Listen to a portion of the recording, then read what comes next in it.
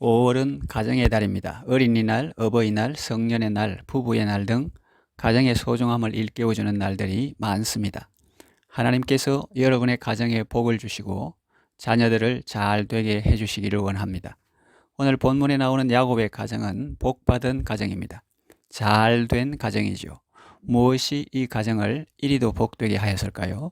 무엇이 이 가정을 이리도 아름답게 이끌어 왔을까요? 무엇이 이 가정에 있었기에 이 가정이 환란풍파많은 세상 가운데 살아남고 더 유명하게 되었을까요? 성경을 통해서 하나님의 음성을 듣게 되기를 바랍니다. 은혜를 받고 가정의 보배를 꼭 잡으시기 바랍니다. 무엇이 가정의 보배입니까? 많은 사람들이 돈을 가정의 보배로 생각합니다. 일리 있는 생각입니다. 성경에도 돈은 범사에 응용된다고 말씀하십니다. 부는 하나님께서 사람에게 주신 선물이요 축복입니다. 야곱은 일찍부터 이 사실을 깨달았습니다. 그래서 복을 받으려고 아버지도 속이고 형도 속였습니다. 외삼촌 집에서 일할 때는 눈 붙일 겨를도 없이 열심히 일했습니다. 그래서 야곱은 큰 부자가 되었습니다.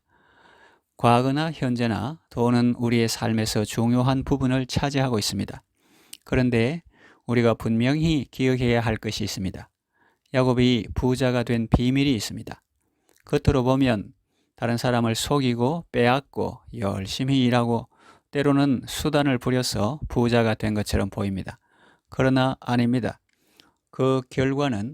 그렇게 산 결과는 비참이요 도망자요 속는 것이었습니다.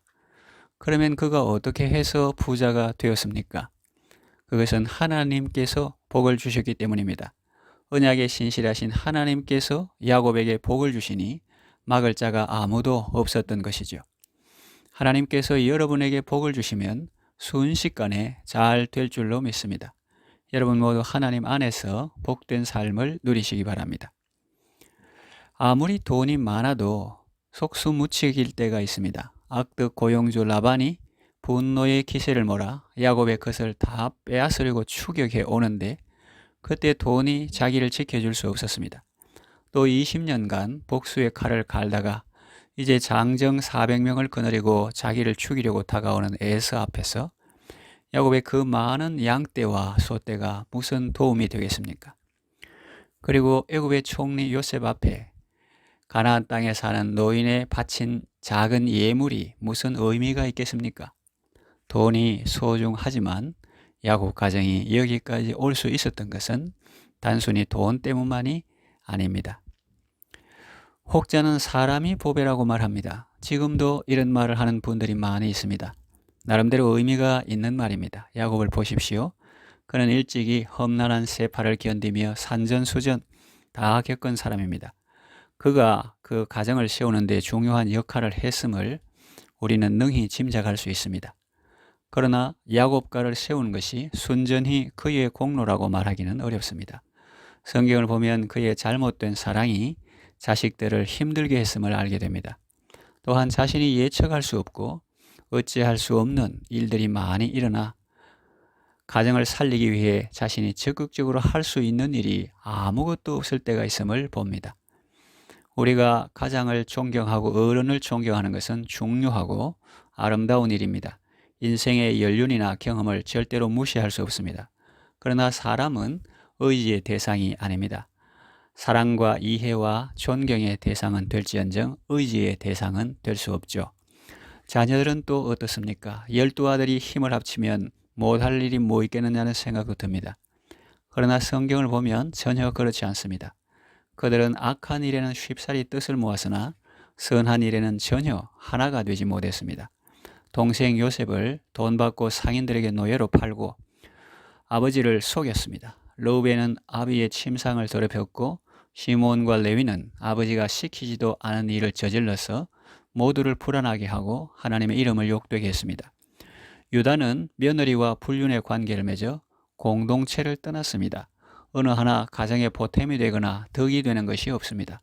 모두 부모의 마음을 아프게 하고 하나님의 마음을 아프게 하는 일입니다. 사람을 소중히 여기고 서로 사랑하는 것은 참으로 중요한 일이지만 잘못된 사랑은 오히려 편애와 아픔과 상처만 주게 됩니다. 가정의 보배는 물질도 아니고 사람도 아닙니다. 그러면 야곱과의 진정한 보배는 무엇입니까? 그것은 바로 하나님이십니다. 사람들은 다 부족했지만 하나님은 완전한 사랑으로 그들을 돌보아 주셨습니다. 인간들은 저지른 것밖에 없지만 하나님은 다 수습해 주셨습니다. 인간은 미워했지만 하나님은 진정 사랑할 수 있도록 그들의 마음을 변화시켜 주셨습니다.